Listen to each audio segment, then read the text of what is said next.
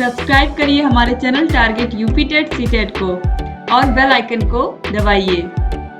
Hello दोस्तों, मैं आनंद स्वागत करता हूं आप सभी का आपके अपने चैनल और app target UP TET CTET में। दोस्तों, जैसा कि आपको पता है, मैं आपको गणित के विषय की तैयारी लगातार करा रहा हूं और इसमें हम आपका जो बहुत महत्वपूर्ण प्रश्न आपकी परीक्षा में पूछे जाते हैं, साथ ही साथ जिस तरीके के प्रश्न आपकी परीक्षा में बन सकते हैं, ये सभी प्रश्न जो पवन सीरीज में दिए हुए हैं 2023 संस्करण में, नई पवन सीरीज में, उसको सॉल्व कर रहे हैं। बहुविकल्पी प्रश्नों को हमने 2 क्लास में देख लिया है। वह प्रश्न अगर आपने नहीं देखे हैं तो नीचे डिस्क्रिप्शन में लिंक दिया गया है, वहां से जाकर के मैथ के सामने वाला लिंक क्लिक करके आप देख सकते हैं। ठीक है, अब यहाँ पे हम देखने वाले हैं इस क्लास में अतिलघुत्तरीय प्रश्नों को। ठीक है, इससे पहले के सभी बहुविकल्पी प्रश्न जो है ऑब्जेक्टिव क्वेश्चंस, उनको हम देख चुके हैं। अब हम लोग देखने वाले हैं यहाँ पे अतिलघुत्तरीय प्रश्नों को और इसके बाद देखेंगे हम लोग लघुत्तरीय प्रश्नों को। देखिए यहाँ पे पहला प्रश्न है 6 धन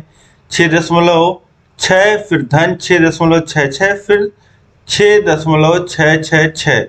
तो यहाँ पे कुछ नहीं करना, आपको एक सीध में लिख लेना। जैसे आपने यहाँ पे 6 लिखा और दूसरा पद क्या है 6.6, फिर उसके बाद देखिए इकाई जो दशमलव है उसको एक सीध में लिखेंगे तो ये हो जाएगा 6.66 और ये देखिए हो जाएगा 6.66 और 6। ठीक, अब देखिए दशमलव के बाद कहीं भी आप शून्य बढ़ा सकते हैं। ठीक है, तो यहाँ पे जो 6 था उसको हम लोग लिख सकते हैं 6.000 3 बार, और 6.6 को कितना लिख सकते हैं 600 फिर 0 और यहाँ पे देखिए 3 स्थान पे 6 है, तो ये हो जाएगा 6 और 6 6 12 हासिल लगेगा 1, और यहाँ देखिए 18 19 हासिल लगेगा 1, फिर दशमलव लगाइए और 6 को 4 बार जोड़ेंगे 24 और 1 25, तो कितना आ जाएगा 25.926। ठीक, अब इसके बाद देखिए प्रश्न संख्या 2 है, एक आयत की लंबाई 50 मीटर तथा उसका परिमाप 180 मीटर है, तो उसका क्षेत्रफल ज्ञात कीजिए। देखिए एक आयत का लंबाई दिया गया है और उसका परिमाप दिया गया है, तो उसका चौड़ाई हम यहाँ से निकाल लेंगे, उसके बाद उसका क्षेत्रफल निकाल लेंगे। देखिए आयत का जो परिमाप होता है वह 2 गुणे लंबाई धन चौड़ाई होता है, जो कि दिया गया है 180 मीटर के बराबर। तो यहाँ से रख देंगे आयत का परिमाप जो हो जाएगा 180 बराबर 2 गुणे 50 धन बी, बी क्या है चौड़ाई ब्रेथ। अब इसके बाद देखिए 80 बराबर 100 धन 2b, और b का मान यहाँ से निकालेंगे तो 40 मीटर हो जाएगा, और आयत का क्षेत्रफल निकालने के लिए क्या चाहिए होता है, सूत्र क्या होता है लंबाई गुणे चौड़ाई, तो 50 गुणे 40 ये हो जाएगा 2000 मीटर स्क्वायर। ठीक, अब इसके बाद नेक्स्ट क्वेश्चन देखिए प्रश्न संख्या 3, कोटि पूरक कोण को उदाहरण सहित समझाइए। कोटि पूरक कोण को उदाहरण से समझाइए। तो ऐसे में 2 कोण जिनका योग 90 अंश एक समकोण के बराबर होता है, तो इनमें से प्रत्येक कोण एक दूसरे के कोटिपूरक कोण कहलाते हैं। जैसे 30 व 60 अंश को क्या कहेंगे कोटिपूरक कोण कहेंगे। ठीक है, तो कोटिपूरक कोण 2 कोणों का जोड़ा होगा जिसका योग जो होगा वह 90 अंश होगा। ठीक है, ऐसे 2 कोण जिनका योग 90 या एक समकोण के बराबर हो, 90 अंश के बराबर हो, सिंपल ये समझिए, समकोण भी 90 अंश को कहते हैं, के बराबर हो, तो इनमें से प्रत्येक को एक दूसरे का कोटिपूरक कोण कहेंगे। तो कोटिपूरक कोण आप समझ पा रहे होंगे, कोई एक निश्चित कोण नहीं है, यह एक संबंध बता रहा है कि हाँ जो 2 कोण होंगे उनका जब मिलके योग 90 अंश के बराबर होगा तो वो दोनों कोण एक दूसरे के कोटिपूरक कोण कहलाएंगे। इसके बाद देखिए प्रश्न संख्या 4 है, 4 अंकों की सबसे बड़ी संख्या और 3 अंकों की सबसे छोटी संख्या का योगफल ज्ञात कीजिए। अब देखिए 4 अंकों की सबसे बड़ी संख्या लिखना है तो 4 बार 9 लिख देंगे, और 3 अंकों की सबसे बड़ी संख्या लिखना है तो 1 लिखेंगे और उसके आगे एक संख्या लिख दिया हमने, फिर 2 शून्य लगा देंगे तो 3 अंकों की सबसे बड़ी संख्या हो जाएगी। अब योगफल निकालना है तो 9999 में 100 जुड़ जाएगा तो ये हो जाएगा 10,099। ठीक, तो इस तरीके से आसानी से कर सकते हैं। इसके बाद देखिए प्रश्न संख्या 5 है, 1000 लीटर की पानी की टंकी में रिसाव से प्रत्येक घंटे 10% पानी की कमी हो जाती है। 1 घंटे बाद पानी की टंकी में पानी की मात्रा कितनी होगी। यह खुद से निकालने का प्रयास आप पहले करिए, कॉपी पेन लेकर के आपको जरूर बैठना है। तो देखिए 1 घंटे बाद पूछ रहा है कि पानी के टंकी में पानी की मात्रा कितनी होगी। अब देखिए 1000 लीटर का जो है वह टंकी है और 10% इसका जो है हर घंटे रिसाव हो रहा है। तो पहले 1 घंटे में रिसाव 1000 लीटर का 10%, यानी कि 1000 गुणे 10/100, 2 शून्य और 1 शून्य 1 शून्य काट दीजिए, ये हो जाएगा 100 लीटर जो हो जाएगा वह पानी रिसाव हो जाएगा। तो पानी में 100 लीटर जब पानी रिस जाएगा तो कितना पानी बचेगा। 1000 लीटर में से 100 लीटर माइनस कर दीजिए, 900 लीटर। ठीक, अब इसके बाद देखिए अगला प्रश्न है, 4 अंकों की बड़ी से बड़ी संख्या की उत्तरवर्ती या अनुवर्ती प्राकृतिक संख्या लिखें। 4 अंकों की बड़ी से बड़ी संख्या क्या होती है, 4 बार 9। अब इसकी उत्तरवर्ती का मतलब या अनुवर्ती का मतलब होता है बाद में आने वाली संख्या। तो किसी भी संख्या में बाद में आने वाली संख्या निकालने के लिए क्या करते हैं, जैसे 2021 लिखा है, इसके बाद इसमें 1 जोड़ देंगे तो क्या आ जाएगा, 2022 आ जाएगा। तो इसी तरीके से 9999 में 1 जोड़ेंगे तो हो जाएगा 10,000। तो यहाँ पे इस तरीके से लिख सकते हैं। अब इसके बाद देखिए नेक्स्ट प्रश्न है, प्रश्न संख्या 7, रोमन संख्या L किस प्राकृतिक संख्या को प्रदर्शित करता है। तो रोमन संख्या L जो है वह 50 को प्रदर्शित करता है, 50 को। इसके बाद देखिए नेक्स्ट क्वेश्चन है, 1 2 5 से बनने वाली 3 अंकों की सभी संख्याएं लिखिए जबकि अंकों की पुनरावृत्ति ना हो। तो अब देखिए 1 2 और 5 हमारे पास है, तो पहले 1 को आगे रखेंगे, फिर 2 और 5 लिख देंगे, फिर 1 को ही आगे रखते हुए संख्याओं को पलट लेंगे। फिर देखिए अब 2 को सबसे आगे लिखेंगे तो 2 1 5 बनेगा और 2 5 1 बनेगा। फिर इसके बाद 5 को आगे ले आते हैं तो 5 1 2 बनेगा और 5 2 1 बनेगा। तो ये जो है वह सारी संख्याएं हो जाएंगी जो बन सकती हैं 1 2 5 से बनने वाली सभी संख्याएं।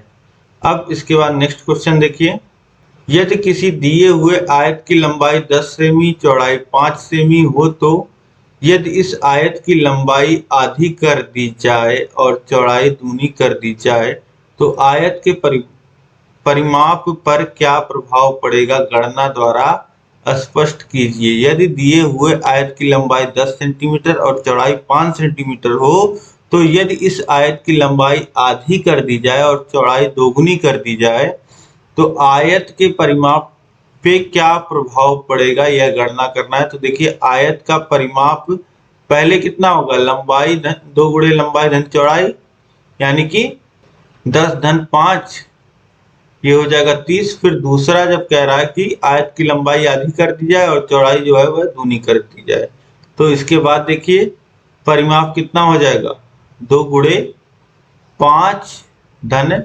10, ये हो जाएगा 2 गुणे 15 बराबर 30।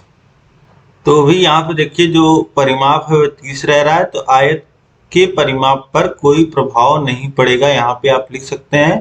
तो यह एक केस है जिसमें आपको ऐसा देखने को मिल रहा है कि जो लंबाई आधी है और चौड़ाई दूनी कर दी जा रही है तो परिमाप पे कोई फर्क नहीं पड़ रहा है, दोनों केस में परिमाप 30 आ रहा है। लेकिन हमेशा ऐसा नहीं होगा, ये आप ध्यान रखिएगा। आप चाहे तो एग्जाम्पल से देख भी सकते हैं। अगर शुरुआती लंबाई हम लोग 10 और चौड़ाई 4 ले लेते हैं तो परिमाप कितना आ जाएगा, तो परिमाप आ जाएगा 2 गुणे 14 यानी कि 28, और फिर लंबाई आधी चौड़ाई दूनी ले लेते हैं तो ये हो जाएगा 2 गुणे 13 यानी कि 26। ठीक है, तो 28 और 26 में अंतर है। ठीक है, तो यहाँ से आप देख सकते हैं कि हमेशा ऐसा नहीं होता है, लेकिन यहाँ पे हो रहा है। ठीक, अब इसके बाद नेक्स्ट क्वेश्चन हम लोग देखते हैं, 100 का 3/4 धन 920 का 30% सरल कीजिए। देखिए 100 का 3/4 में जोड़ना है 920 का 30%। ठीक है, तो देखिए 100 का 3/4 निकाल लेते हैं जो कि आ जाएगा 100 गुणे 3/4 यानी कि ये कितना आ जाएगा सॉल्व करने के बाद, ये आ जाएगा 75 और फिर इसमें जोड़ना है 920 का 30%, तो 920 गुणे 30/100 हो जाएगा, शून्य शून्य शून्य कट जाएगा, 92 का गुणा 3 में होगा तो ये कितना हो जाएगा 276। अब 75 और 276 को जोड़ दीजिए, ये कितना आ जाएगा 351। अब इसके बाद देखिए नेक्स्ट क्वेश्चन है प्रश्न संख्या 11 है, यदि किसी वर्ग की एक भुजा 6 सेमी है तो उसका क्षेत्रफल ज्ञात कीजिए।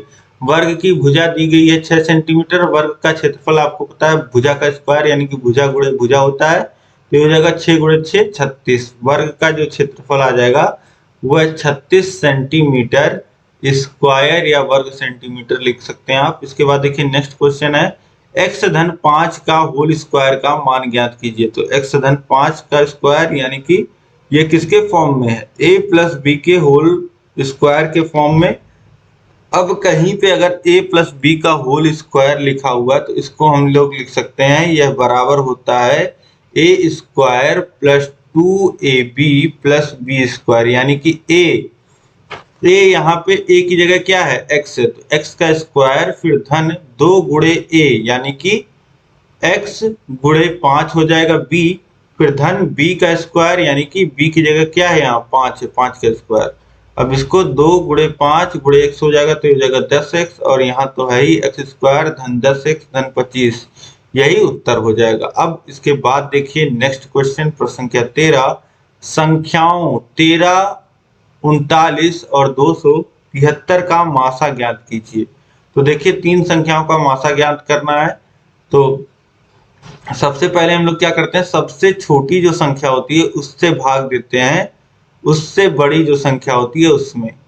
तो 13 का भाग जाएगा 39 में, 3 बार में पूरा कट जाएगा, ठीक है। तो अब 13 और 39 में जो हो जाएगा वह 13 मासा हो जाएगा। अब इसके बाद फिर देखिए आप आगे भी चेक करिए, फिर 13 से जो बड़ी संख्या है दूसरे में भाग देंगे, तो 13 से भाग देंगे तो 2 बार और 1 बार 21 बार में पूरा पूरा कट जाएगा, यानी कि 13 जो आ जाएगा वह मासा आ जाएगा। ये भाग विधि था मासा निकालने का। एक होता है गुणनखंड विधि, जैसे कि 13 को कितना लिख सकते हैं 13 गुणे 1 लिख सकते हैं, क्योंकि 13 और अन्य किसी संख्याओं से नहीं कटता। 39 को कितना लिख सकते हैं 3 गुणे 13 लिख सकते हैं, और 273 को कितना लिख सकते हैं 3 गुणे 7 गुणे 13। अब देखिए मासा जब हम लोग लिखते हैं तो जो संख्याएं कॉमन होती हैं उन्हीं को लिखते हैं। तो हर जगह जो ऐसी संख्या को लिखेंगे जो सब में आ रही हो, तो 13 सब में आ रहा है तो मासा कितना हो जाएगा 13 हो जाएगा। अब इसके बाद नेक्स्ट क्वेश्चन हम लोग देखेंगे। देखिए प्रश्न संख्या 14 है, राकेश ने 65% अंक वार्षिक परीक्षा में प्राप्त किए। यदि पूर्णांक 500 हो तो राकेश को कितने अंक मिले। 65% वह नंबर पाया है, तो हमको निकालना है कि 500 का 65% कितना होगा, ठीक है। तो 500 का 65% निकालने के लिए 500 गुणे 65 भाग हो जाएगा 100 का, क्योंकि प्रतिशत चिन्ह लगाएंगे तो 1/100 से गुणा होता है प्रतिशत चिन्ह हटाने पे। अब देखिए 500 का 65% निकालेंगे तो 500 गुणे 65/100, शून्य से शून्य कट जाएगा दोनों, और 5 का गुणा हो जाएगा 65 में, तो 5 × 5 = 25, 5 से लगा 2, 5 × 6 = 30, 2 = 32, तो 325 आ जाएगा। यानी कि राकेश ने 500 में 325 नंबर प्राप्त किए हैं। अब इसके बाद देखिए प्रश्न संख्या 15 है, समीकरण 3x - 5 = x धन 3 को हल कीजिए। तो अब देखिए यहाँ पे हम क्या करते हैं, जो चर राशियां होती हैं, जैसे 3x एक चर राशि है और यहाँ पे x चर है, तो इनको एक तरफ लिखते हैं चर राशियों को, और अचर राशियों को जो कांस्टेंट होते हैं जैसे -5 है, इधर धन 3 है, इनको एक तरफ कर लेते हैं। तो अब देखिए 3x - 5 = x धन 3 लिखा है। अब इस x को हम लोग उधर ले जाएंगे बराबर की, तो इधर प्लस x है बराबर के उधर जाके -x हो जाएगा, ये हो जाएगा 3x - x। फिर अब देखिए इधर -5 है बराबर के इधर आ जाएगा +5 हो जाएगा, यानी कि 5 धन 3 हो जाएगा, तो ये हो जाएगा 2x = 8 और x बराबर कितना हो जाएगा 2 गुणे x है ना, तो गुणा है तो इधर आएगा तो भाग हो जाएगा, यानी कि इसको लिख सकते हैं x बराबर 8/2 जो कि हो जाएगा 4। x का मान कितना आ जाएगा 4। ठीक है, तो इस तरीके से आसानी से हल कर सकते हैं। अब इसके बाद देखिए नेक्स्ट क्वेश्चन प्रश्न संख्या 16 है, सभ्यता के विकास के समय संख्याएं क्या कहलाती थी। सभ्यता का विकास मतलब कि जब लोगों ने एक साथ रहना शुरू किया, जो मानव सभ्यता का विकास हुआ, यानी कि बहुत पुरानी बातें पूछ रहा है। तो जो संख्याएं होती थी पुराने समय में, सभ्यता के विकास के समय में, उनको गिनती की संख्याएं, प्राकृतिक संख्याएं कहा जाता था। अब इसके बाद देखिए नेक्स्ट क्वेश्चन प्रश्न संख्या 17 है, संख्या किसे कहते हैं। तो जिन शब्दों से वस्तुओं की गिनती का बोध होता है उसे संख्या कहते हैं। इसके बाद नेक्स्ट है 18, संख्यांक से आपका क्या आशय है। तो संख्याओं को जिन संकेतों द्वारा व्यक्त किया जाता है उसे संख्यांक कहते हैं। इसके बाद है प्रश्न संख्या 19।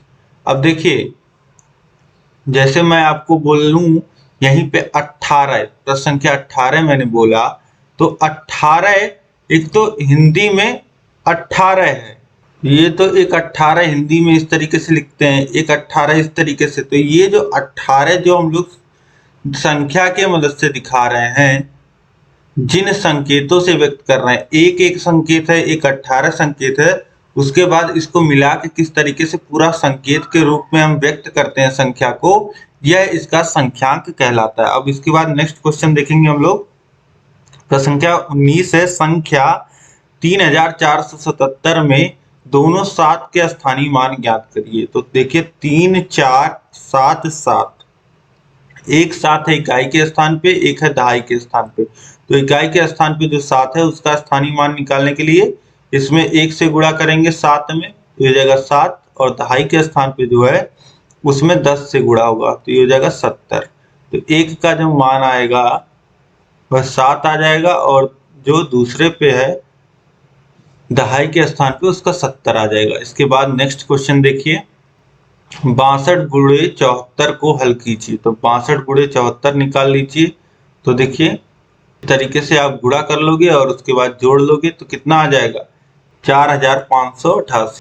गुणा आपको कैसे करते हैं ये आपको पता ही है, पहले 4 से गुणा कर लेंगे, लिख लेंगे, फिर 7 से गुणा कर लेंगे, एक का स्थान आगे बढ़ के उसके बाद जोड़ लेंगे। ठीक है, अब इसके बाद देखिए प्रश्न संख्या 21 है, 72 को 12 से भाग दीजिए। तो 12 से 72 में भाग देंगे तो 6 बार में पूरा कट जाएगा।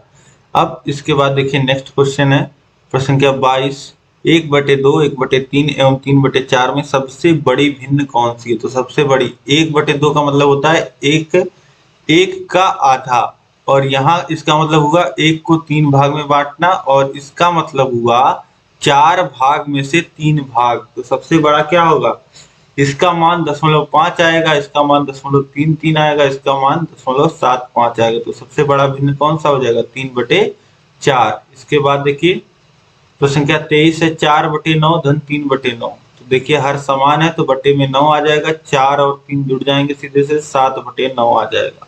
इसके बाद देखिए प्रश्न संख्या 24 है, दशमलव संख्या 432.562 का स्थानीय मान चार्ट द्वारा दर्शाइए। तो देखिए इस तरीके से होता है, इकाई और फिर इसके बाएं तरफ दहाई, फिर सैकड़ा, और इकाई के इधर होता है 10वां स्थान, 100वां स्थान, 1000वां स्थान, फिर इधर भी ऐसे होता है 1000वां, 10,000वां स्थान। ठीक है, ये भी इस तरीके से बढ़ता जाता है, लेकिन यहाँ पे 6 अंक की संख्या है जिसमें 3 स्थान पे दशमलव के इधर है, 3 संख्याएं उधर है।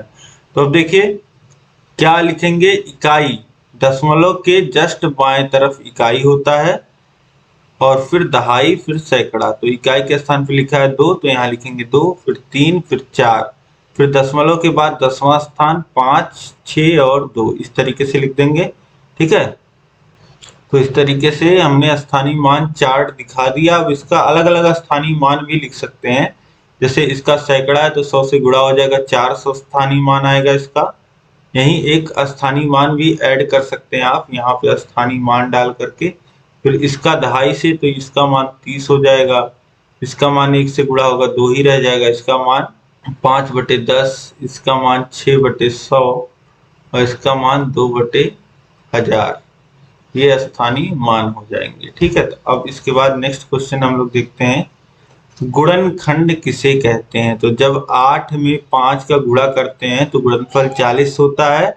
यहाँ 8 और 5 को 40 का गुणनखंड कहते हैं। ठीक है, तो गुणनखंड वे संख्याएं होती हैं, किसी संख्या की गुणनखंड संख्याएं वे संख्याएं होती हैं जो दी गई संख्या को पूरा पूरा विभक्त करती हैं। ठीक है, गुणनखंड कहलाती हैं। अब इसके बाद नेक्स्ट है, अपवर्तक किसे कहते हैं। कुछ संख्याओं के अपवर्तक बताइए। अपवर्तक में ध्यान देने योग्य बातें बताइए। तो जब कोई संख्या जिन जिन संख्याओं से पूरी पूरी विभक्त हो जाती है, वे संख्याएं उस संख्या की अपवर्तक कहलाती हैं। जैसे 2 के अपवर्तक यहाँ दिए गए हैं, 1 और 2। 6 के अपवर्तक 1, 2, 3, 6। 15 के अपवर्तक 15 किन किन संख्याओं से कटता है, 69 किन किन संख्याओं से कटता है, 84 किन किन संख्याओं से कटता है, ये सब लिखा गया है। अब यहाँ पे ध्यान देने योग्य बातें क्या है। प्रत्येक संख्या का अपवर्तक है। प्रत्येक संख्या स्वयं की अपवर्तक होती है। किसी संख्या का प्रत्येक अपवर्तक उस संख्या का एक पूर्ण विभाजक है। किसी दी हुई संख्या के अपवर्तकों की संख्या परिमित सीमित होती है। किसी संख्या का प्रत्येक अपवर्तक उस संख्या से छोटा या उसके बराबर होता है। ये महत्वपूर्ण बातें आपने यहाँ पे सीखी। अब इसके बाद देखिए नेक्स्ट क्वेश्चन है, संपूर्ण संख्या क्या है। तो वह संख्या जिसके सभी अपवर्तकों का योगफल उस संख्या का दूना हो एक संपूर्ण संख्या कहलाती है। तो संपूर्ण संख्या आप समझ पा रहे होंगे, बहुत ही कम संख्याएं संपूर्ण संख्याएं होती हैं। जैसे 6 के जो अपवर्तक हुए वह 1, 2, 3 और 6 खुद हुआ। अब इनको आप जोड़ोगे तो मान आ जाएगा 12। ठीक है, और इसी तरीके से एक 28 होता है। 28 के सभी अपवर्तकों को आप जोड़ोगे, 2, 4, 6, 7, 14। 1, 2, 4, 7, 14 और 28 को ये क्या मिलेंगे, इसका दूना मिलेगा 28 का। ठीक है, तो इस तरीके से ये होती हैं संपूर्ण संख्या। अब इसके बाद नेक्स्ट क्वेश्चन देखिए, स्तंभ 1 की संख्याओं का स्तंभ 2 के अपवर्तकों से मिलान कीजिए। 15 के अपवर्तक का मिलान करना है तो 1, 3, 5 और 15 ये हो जाएगा। फिर 24 के मिलान करना है तो देखिए 24 का क्या हो जाएगा, 1, 2, 3, 4, 6, 12, 24 ये सब हो जाएगा।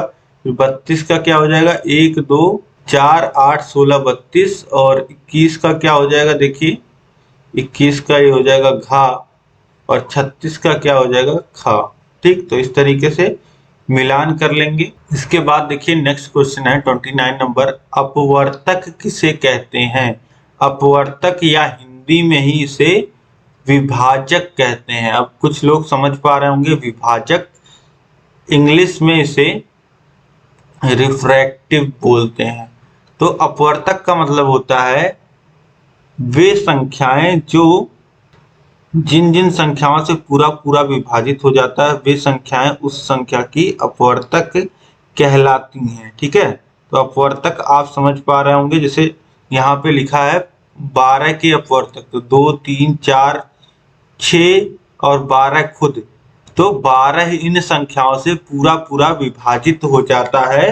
ठीक है, दशमलव में कोई संख्या नहीं होती, पूर्ण रूप से विभाजित होता है। ठीक, तो यही हो जाएगा 12 के अपवर्तक कौन कहलाएंगे, 1, 2, 3, 4, 6, 12 ये सब क्या कहलाएंगे, ये सब 12 के अपवर्तक हो जाएंगे ये सभी। अब इसके बाद देखिए नेक्स्ट है अपवर्त्य गुणज किसे कहते हैं। तो अब गुणज, किसी संख्या के गुणज कौन सी संख्याएं कहलाएंगी या अपवर्त्य क्या कहलाएंगे। जैसे यहाँ पे देखिए 3 का 6 में गुणा कर देंगे 18, तो 3 व 6 अपवर्त्यक हैं 18 के, तथा 18 अपवर्त्य है। ठीक है, इस तरीके से आप समझ पा रहे होंगे अपवर्त्य। अब पूरा आप समझिए, अपवर्त्य को जैसा कि गुणज लिखा गया है और हिंदी हिंदी में से क्या बोलते हैं, मल्टीपल बोलते हैं। इंग्लिश में से क्या बोलते हैं, मल्टीपल बोलते हैं।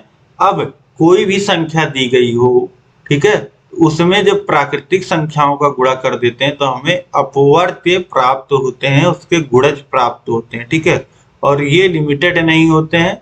अब इसके बाद नेक्स्ट क्वेश्चन देखिए, समापवर्त्य किसे कहते हैं? तो हम जानते हैं कि गुणनखंड को अपवर्तक कहते हैं तथा इसका संख्या 48, 64 और 72 के अपवर्तक हैं। अब देखिए संख्याएं लिखे गए हैं, उनके अपवर्तक लिखे गए हैं, मतलब किन किन संख्याओं से वे विभाजित होते हैं। तो 48 के लिखे गए हैं 1 2 3 4 6 8 12 16 24 48, इसी तरीके से 64 और 72 का। अब यहाँ पे देखिए, तो एक को अगर छोड़ दिया जाए तो ये तीनों संख्याएं 2 से, इसके बाद 4 से, 2 से 4 से और 8 से, 8 भी कवर कर लीजिए, ये 8 हो गया। इन तीन संख्याओं से ये सभी संख्या जो है वह पूरा पूरा विभाजित हो रही है, और कोई ऐसी संख्या नहीं है, और ऐसी कोई संख्या नहीं है जो इन तीनों को विभाजित कर रही हो। तो यहाँ पे 2, 4 और 8 क्या हो जाएंगे, यह समान अपवर्तक हो जाएंगे, जिसे ही दूसरी भाषा में समापवर्तक बोलता है। अभी तक अपवर्तक आप जान रहे थे, अब समापवर्तक क्या होता है, जो दी गई संख्याओं में कॉमन अपवर्तक होते हैं उन्हें समापवर्तक बोलते हैं। कॉमन मतलब कि जो तीनों में जो अपवर्तक सभी में हो, ठीक। अब इसके बाद देखिए समापवर्त्य, तो समापवर्त्य को भी इसी तरीके से आप समझिए, 3 के अपवर्त्य लिखिए, 6 के और 9 के। तो देखिए यहाँ पे आपको 18 जो मिलेगा वह इन सभी में मिलेगा, 18 के बाद 36 मिलेगा आपको। तो ये जो संख्याएं यहाँ पे दी गई हैं, इनका समापवर्त्य अगर लिखना हो तो आप 18, 36, फिर 54 इस तरीके से लिख सकते हैं। अब इसके बाद नेक्स्ट क्वेश्चन देखिए, निम्नलिखित संख्याओं के प्रथम 5 गुणज लिखिए। 3 के प्रथम 5 गुणज, तो गुणज लिखना है यानी कि अपवर्त्य लिखना है, मल्टीपल लिखना है, तो इसमें प्राकृतिक संख्याओं का गुणा कर दीजिए, यानी कि 3 में सबसे पहले गुणा 1 का करेंगे, फिर 2 का करेंगे, फिर 3 का करेंगे, फिर 4 का करेंगे, फिर 5 का करेंगे। तो 1 का करेंगे तो 3 आएगा, फिर क्या आएगा 6, फिर 9, फिर 12, फिर 15, वही यहाँ पे लिख देना। इसी तरीके से 4 में प्राकृतिक संख्याओं का गुणा, 1 का गुणा 4, फिर 8, 12, 16, 20, इसी तरीके से 5 की गुणज लिख दोगे, 9 की गुणज लिख दोगे, ठीक। अब इसके बाद देखिए नेक्स्ट क्वेश्चन है, 7 के सभी अपवर्त्य ज्ञात कीजिए जो 100 से कम हो। 7 के सभी अपवर्त्य मतलब गुणज ज्ञात करना है जो 100 से कम है। तो 7 में प्राकृतिक संख्याओं का गुणा करते जाइए, ठीक है। तो 70 तक तो 10 का ही गुणा होगा, फिर उसके बाद 11, 12, 13 और 14 का 98 पे रोक दीजिए, क्योंकि 100 से कम ही चाहिए। इसके बाद देखिए नेक्स्ट है, 496 के सभी अपवर्तकों को लिखिए और दिखाइए कि यह एक संपूर्ण संख्या है। अब अपवर्तकों को लिखना है, मतलब कि जो इसके डिवीजर हैं, जो इसको पूरा पूरा विभक्त करते हैं। तो 1 पूरा पूरा काट देता है, 2 काट देता है, 4, 8, 16 और 31, 62 और 124, 248, 496। अब इन सबका योग आप लोगे तो यह आ जाता है 992, और 992 को लिख सकते हैं 2 गुणे 496, यानी कि जो संख्या हमको दी गई है, यानी कि चूंकि सभी अपवर्तकों का योगफल संख्या का 2 गुना है, इसीलिए इसको क्या कहेंगे, संपूर्ण संख्या। जैसे 6 और 28 को मैंने बताया था कि संपूर्ण संख्याएं हैं, इनके जो अपवर्तक हैं उनका जो योग होता है वह 2 गुना होता है, ठीक है। तो इस तरीके से आप समझ पा रहे होंगे। अब इसके बाद नेक्स्ट क्वेश्चन देखिए, अभाज्य संख्या एवं भाज्य संख्या किसे कहते हैं? तो अभाज्य संख्याएं ऐसी संख्याएं जो केवल एक और स्वयं से पूरी पूरी विभाजित हो, अभाज्य संख्याएं कहलाती हैं। जैसे 3, 11, 19 ये सब क्या है, केवल खुद से कटेंगी या फिर 1 से कटेंगी, और किसी दूसरी संख्या से ये संख्याएं विभक्त नहीं होती हैं। और भाज्य संख्याएं ऐसी संख्याएं जो एक स्वयं के अतिरिक्त अन्य संख्याओं से भी पूरी पूरी विभक्त होती हैं, भाज्य संख्याएं कहलाती हैं। जैसे 4, 6, 8 आदि। ध्यान दें, एक ना तो भाज्य है और ना ही अभाज्य, और सबसे छोटी अभाज्य संख्या 2 है। यह ध्यान रखने योग्य बात है। अब इसके बाद देखिए 9 के अभाज्य गुणनखंड बताइए। ठीक है, 9 को अभाज्य गुणनखंडों के रूप में लिखना है तो 3 गुणे 3 लिख सकते हैं। अब देखिए 3 का जो गुणनखंड है वह नहीं किया जा सकता, 3 एक अभाज्य संख्या है, तो इस तरीके से इसको अभाज्य के रूपों में लिख दिया हमने। अब इसके बाद नेक्स्ट है, यदि किसी संख्या के अभाज्य गुणनखंड 2, 2 और 3 है तो संख्या बताइए। तो इन सभी का गुणा कर लीजिए, 2 गुणे 2 गुणे 3 हो जाएगा, तो 12 जो हो जाएगा वह संख्या हो जाएगी। इसके बाद देखिए नेक्स्ट क्वेश्चन है, एक संख्या के गुणनखंड 8 और 3 है, उनके अभाज्य गुणनखंड बताइए। तो इनके गुणनखंड जो है वह 8 और 3 है, अभाज्य गुणनखंड लिखना है तो 8 को तोड़ के लिख दीजिए, कितना लिख सकते हैं 2 गुणे 4, और 4 को कितना लिख सकते हैं 2 गुणे 2, तो अभाज्य गुणनखंड कितना हो जाएगा 2 गुणे 2 गुणे 2 गुणे 3। ठीक, अब इसके बाद देखिए अभाज्य गुणनखंड इसीलिए कहते हैं कि अब इनको विभक्त नहीं किया जा सकता। जैसे 8 को तो 4 गुणे 2 लिख सकते हैं, लेकिन 2 गुणे 2 गुणे 2 को फिर और अलग से नहीं लिख सकते। अब इसके बाद देखिए 79 की अनुवर्ती प्राकृतिक संख्या बताइए। अनुवर्ती या उत्तरवर्ती मतलब बाद में आने वाली संख्या, तो 79 + 1 80 हो जाएगा। इसके बाद देखिए 100 की पूर्ववर्ती प्राकृतिक संख्या, तो 100 - 1 99। इसके बाद देखिए 1005 की अनुवर्ती प्राकृतिक संख्या बताइए, मतलब 1005 के बाद आने वाली संख्या तो 1006। इसके बाद देखिए 99,999 की पूर्ववर्ती प्राकृतिक संख्या, पूर्ववर्ती मतलब पहले आने वाली, तो 1 घटा लीजिए तो ये हो जाएगा 99,998। तो इस तरीके से यहाँ पे आपके टोटल 43 नंबर क्वेश्चन तक हमने सॉल्व कर लिया है, और यह आपका पहला पार्ट होता है। अब इसके बाद 2 पार्ट और हैं, इसमें हम लोग आपके अति लघु उत्तरीय प्रश्नों को देखेंगे। उम्मीद है जो सभी प्रश्न हैं वह आपको समझ में आए होंगे। यह क्लास आपको पसंद आई होगी, तो इस क्लास को लाइक कर दीजिए, अधिक से अधिक शेयर कर दीजिए अपने दोस्तों में, सभी तक यह वीडियो शेयर कर दीजिए, कम से कम खास 5 मित्रों को, ताकि इसी तरीके से सभी लोग आसान भाषा में पढ़ सकें और अच्छे से अपने सब्जेक्ट को समझ सकें, और सबसे ज्यादा बैक मैथ में लगती है जो ना लगे। ठीक है, तो बहुत ही जरूरी है, आपके एक शेयर से किसी की बैक रुक सकती है, यह आप समझिए, तो जरूर शेयर करिए इस क्लास को। और अभी तक अगर आपने चैनल को सब्सक्राइब नहीं किया है तो सब्सक्राइब करके उसके बगल है बेल आइकन, उस पर ऑल सेलेक्ट कर लीजिए, और इसी तरीके से सभी वीडियोस आपको मिल जाएंगे। नीचे डिस्क्रिप्शन में लिंक दिया गया है, सभी क्लासेस हमारे द्वारा ली गई हैं, तो यहाँ पे आप जरूर देखिए। अब इसी तरीके से कम समय में बेहतर तैयारी करने के लिए आपको नीचे ऐप का लिंक दिया गया है, उसे डाउनलोड करिए और पढ़िए। ऐप को आप प्ले स्टोर से डाउनलोड कर सकते हैं, या नीचे डिस्क्रिप्शन में जो लिंक दिया गया है, ऐप का नाम टारगेट यूपी टेट सीटेट है। डाउनलोड करिए और अपनी पढ़ाई को बेहतर बनाइए। कम समय में आप बेहतर तैयारी कर सकते हैं। अब आपके पास बहुत कम समय है, तो बहुत ही अच्छे ढंग से तैयारी करिए, और मिलते हैं हम लोग नेक्स्ट क्लास में। जय हिंद।